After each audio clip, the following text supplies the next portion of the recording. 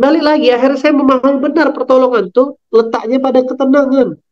Gimana bisa tenang kalau masih ada dendam, benci, dongkol, hasad, putus asa, kecewa, baper. Surah 48 ayat 4. Cuman tuh lihat ayatnya. Dialah yang telah menurunkan ketenangan dalam hati orang-orang mukmin untuk menambah keimanan di atas keimanan yang telah ada. Dan milik Allah lah bala bantuan, bala tentara langit dan bumi. Jadi setelah tenang, baru turun pertolongan. Nah, kalau tadi At-Taubah ayat 40 itu contoh peristiwanya.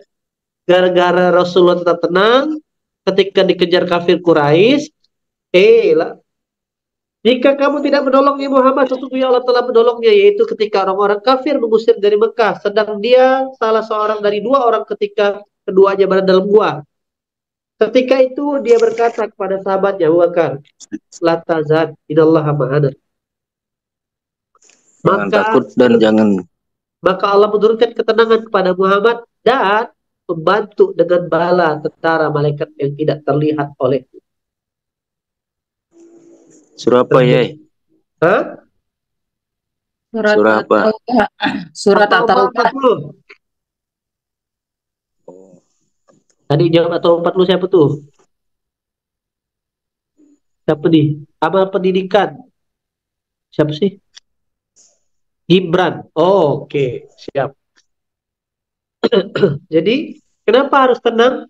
Satu, syarat buat masuk. Surga. Yang kedua, pertolongan. Kira-kira kalau masih ada dendam, benci, dongkol, ini kisah nyata. Nyata sekali. Saya ikut training 2018 di Pekanbaru. Persis kayak tadi itu, disuruh nuliskan semuanya. Lalu disuruh merilis siapa orang-orang yang pernah menyakiti hati. Oke? Siapa orang-orang yang pernah menyakiti hati, bikin kecewa. Baru nulis nama. Orang ini tidak pernah WhatsApp. Tiba-tiba langsung WhatsApp tanya kabar. Nah, itu satu. Ya. Saya pikir sama Kak Mira, apa namanya, ini kebetulan samping saya ini jauh lebih unik lagi. Ada tetangganya, udah minjam uang.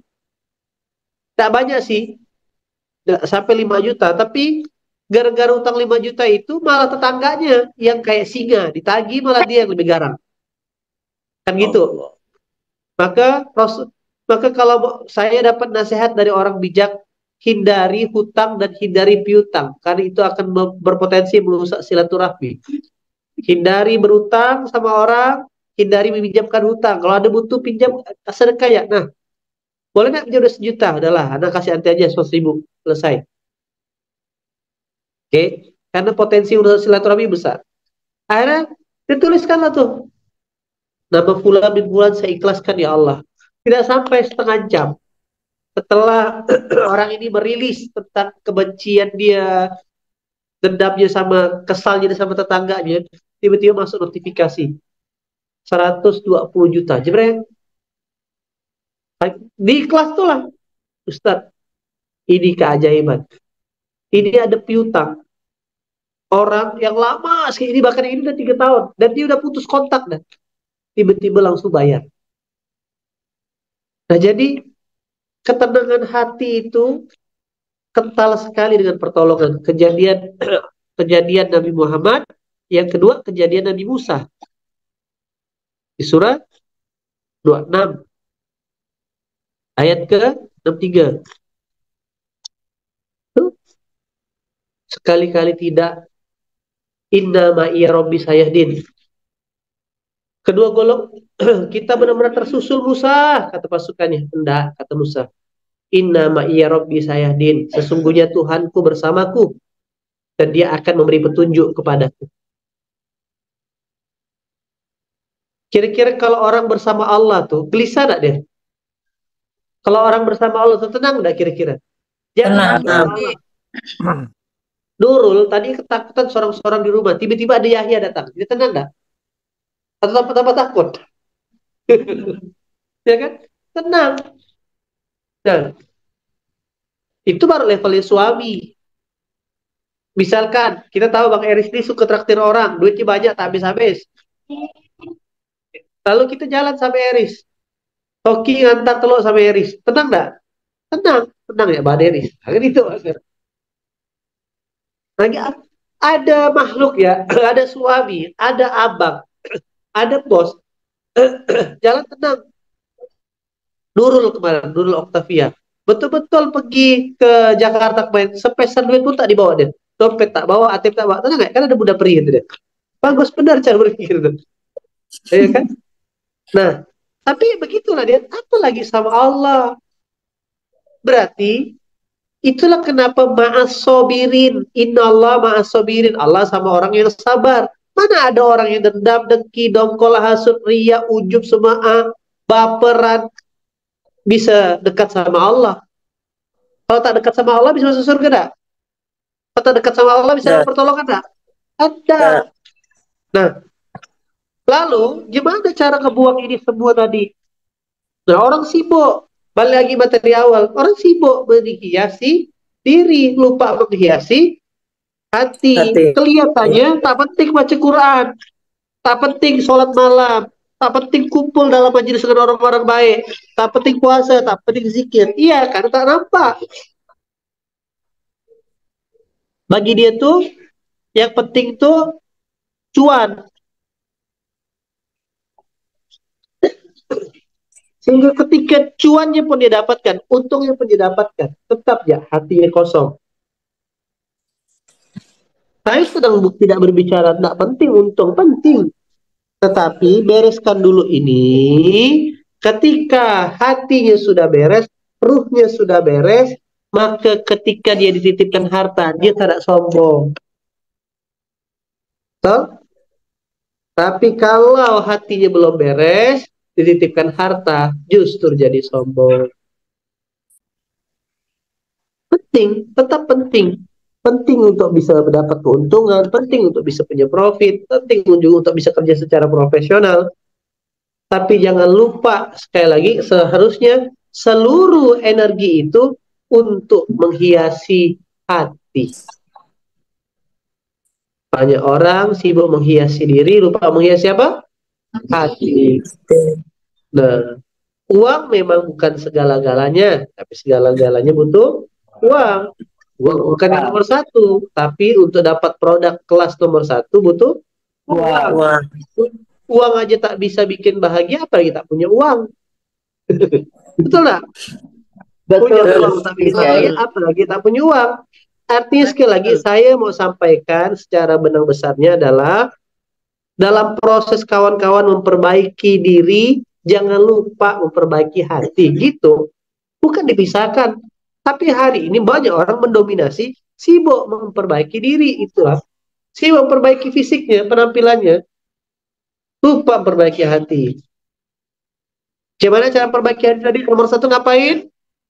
Sholat. Nomor dua, sholat malam. Tiga, puasa Berpuasa, zikir malam, lima, orang-orang soleh. sholat. Kumpul dengan orang soleh. nah, ini dia. Begitulah dia. Oke. Lalu kenapa harus tenang kawan-kawan? Syarat untuk apa? Ke surga. Surah berapa? Ayat berapa? 89. Taubah 104 Yang ayat kedua, 40. syarat untuk apa? Tolongan. Surah berapa? Ayat berapa? Ayat 4. Contoh peristiwanya di mana? Atau 440 sama Turunnya Aswara. para malaikat. Nah, udah tahu, udah nyatat, tinggal praktek. Karena tak semua orang yang udah tahu mau praktek. Ya, doain Kiai. Ya, udah tahu udah baca Quran, tapi tak ada baca Quran. Ya. Udah tahu sholat malam. Nah, sekali lagi teman-teman, ini menjadi warning. Kalau masih ada yang galau, masih ada yang suka marah, masih ada yang baper, masih ada yang negative thinking, buruk sangka, berandai-andai, buang jauh-jauh sifat-sifat ini, karena ini yang merusak. Nah, ini yang merusak kawan-kawan tuh tidak berezeki jadinya. Oke? Yang merusak tidak rezeki. Rezeki. Ya, saya pun sedang mengontrol. Contoh, sedang belajar untuk tidak marah. Maka dah jarang nggak malah. Kalau dulu malah gitu. Dan tidak sedatang biarkan dia bertumbuh lah dia. Anda doakan. Nah, kayak kalau dulu ngapa gini? Nah, saya pokoknya sekarang semuanya udah saya sampaikan. Tinggal balik-balik. Tip, saya Ika semalam ada. Saya kasih hadiah. Saya Ika tak ada semalam. Ika, lupa ke pasar ya lah. Jalankan langsung praktek amal soleh. Nah, kasih hadiah. Jadi sekarang tuh sedang belajar, yang penting happy, ngapain pusingkan hidup. Dan KPI kita sebagai saudara, sebagai manusia itu cuman dakwah, bukan hidayah. KPI-nya cuman dakwah, bukan hidayah. Mama, udah mau teriak-teriak memarahkan anaknya, justru itu yang jadi masalah. Sip, itu yang bisa disampaikan pagi hari ini. Semoga Allah izinkan kita setelah ini dan seterusnya sampai meninggal dititipkan hati yang tenang, dititipkan hati yang bahagia, dititipkan hidup tanpa kesedihan dan ketakutan lagi. Amin. Oke, makasih banyak. Yang baik-baik dari Allah, yang kurang dari saya pribadi. Tetap berbahagia selalu. Assalamualaikum warahmatullahi wabarakatuh. Waalaikumsalam. Warahmatullahi wabarakatuh.